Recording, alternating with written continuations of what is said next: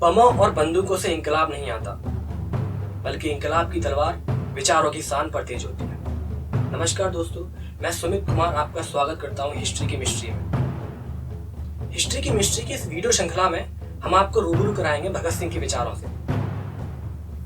भगत सिंह ने देश को आजाद कराने के लिए अपना सब कुछ न्यौछावर कर दिया और उनके इस योगदान से देश का हर एक नागरिक वाकिफ है। लेकिन प्रश्न उठता है कि उनके विचारों से कितने लोग वाकिफ हैं? जो लेख उन्होंने लिखे उससे कितने लोग वाकिफ हैं? तो साथियों, इस वीडियो में भगत सिंह के द्वारा लिखे गए प्रमुख लेखों में से एक लेख अछूत के सवाल को पेश करेंगे। इत्मीनान से बैठिए और इस वीडियो का आनंद लीजिए।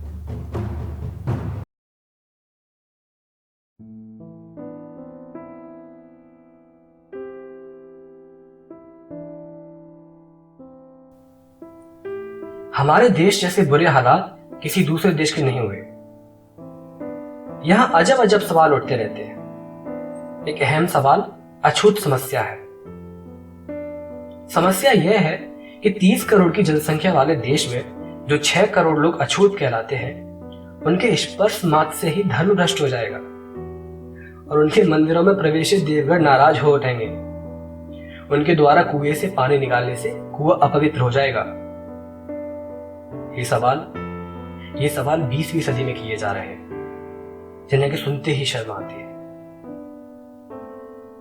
हमारा देश बहुत अध्यात्मवादी है, लेकिन हम मनुष्य को मनुष्य का दर्जा देते हुए भी झिझकते हैं। हम हमेशा आत्मा परमात्मा के वजूद को लेकर चिंतित रहते हैं और इस जोरदार बहस में उलझे हुए हैं कि क्या अछूत को जनेऊ दिया जाएगा, क्या वे वेद शास्त्र पढ़ने के अधिकारी हैं अथवा नहीं। हम उलाहना देते हैं कि हमारे साथ विदेशों में अच्छा सलूक नहीं होता। अंग्रेजी शासन हमें अंग्रेजों के समान नहीं समझता, लेकिन क्या हमें यह शिकायत करने का अधिकार है?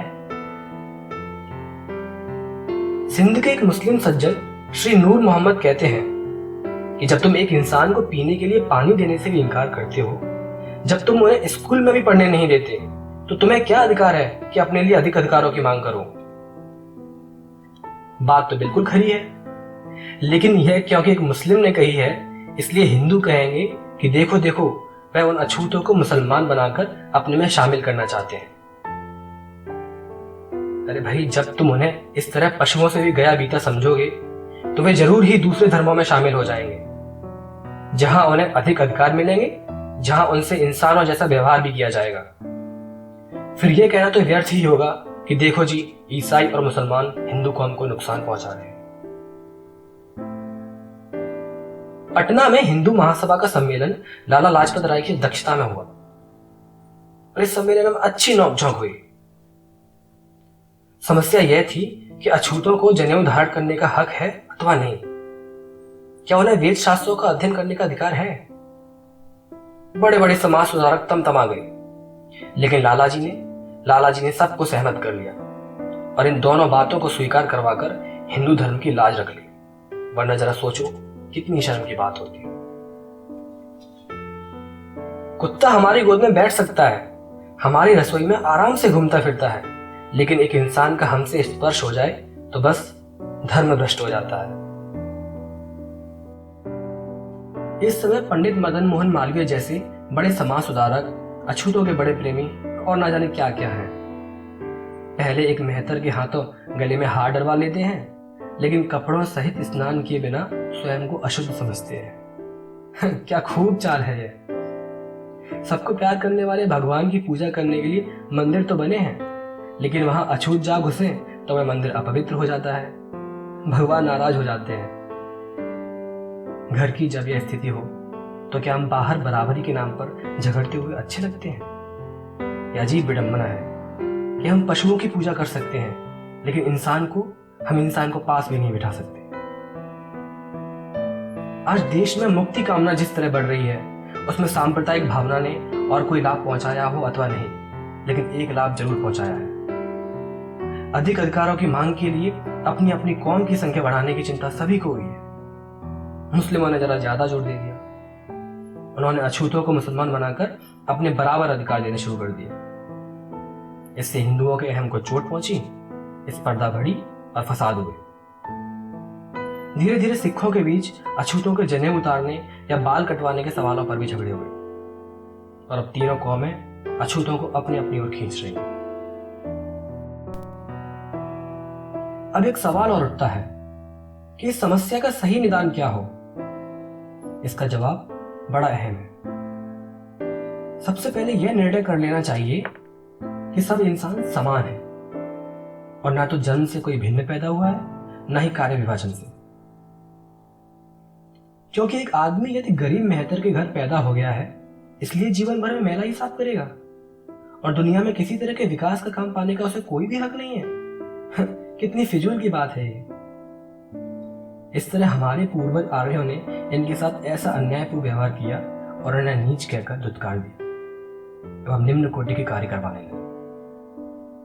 साथ ही उन्हें यह भी चिंता हुई कि कहीं ये विद्रोह न कर दे और इसीलिए पुनर्जन्म के दर्शन का प्रचार कर दिया कि ये तुम्हारे पूर्व जन्म के पापों का फल है, अब कुछ नहीं हो सकता, चुपचाप दिन गुजारो।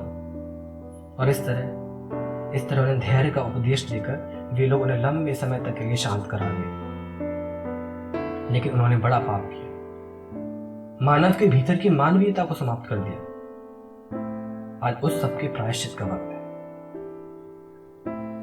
अक्सर कहा जाता है कि ये लोग साफ नहीं रहते।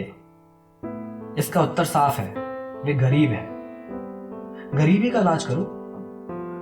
ऊंचे ऊंचे कुलों के गरीब लोग भी कोई कम गंदे नहीं रहते और गंदे काम करने का बहाना भी नहीं चल सकता, क्योंकि माताएं बच्चों का मैला साफ करने से मेहतर और अछूत तो नहीं हो जाती।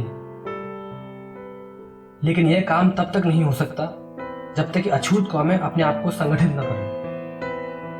हम तो समझते हैं कि उनका स्वयं को अलग संगठनबद्ध करना तथा मुस्लिम के बराबर गिनती में होने के कारण उन्हें बराबर अधिकारों की मांग करना बहुत आशाजनक संकेत है। या तो सांप्रदायिक भेद का झंझट ही खत्म करो, नहीं तो उनके अलग अधिकार उन्हें दे दो। काउंसिलों और असेंबलियों का कर्तव्य है कि वे स्कूल, कॉलेज, कुएं तथा सड़क के उपयोग की पूरी स्वतंत्रता उन्हें दिलाएं। केवल जुबानी तौर पर नहीं, बल्कि साथ ले जाकर उन्हें कुओं पर चढ़ाएं। उनके बच्चों को स्कूलों में प्रवेश दिलाएं। लेकिन जिस लेजिस्लेटिव असेंबली में बाल विवाह के विरुद्ध पेश किए गए बिल तथा मजहब के बहाने हाय तौबा मचाई जाती है, वहां वे अछूतों को अपने साथ शामिल करने का साहस भी कैसे कर सकते हैं।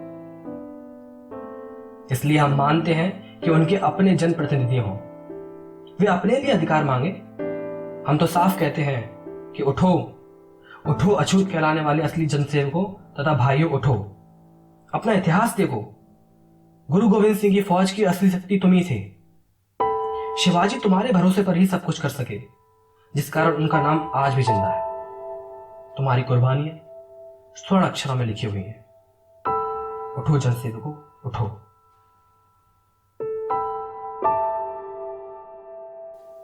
तो दोस्तों, आपने देखा कि इस लेख में भगत सिंह ने दलितों का हजारों साल से चले आ रहे शोषण को भारतीय समाज में गहरी जड़ पकड़ चुकी जाति व्यवस्था से जुड़ा है। यह लेख आज भी उतना ही प्रासंगिक है जितना कि तब था।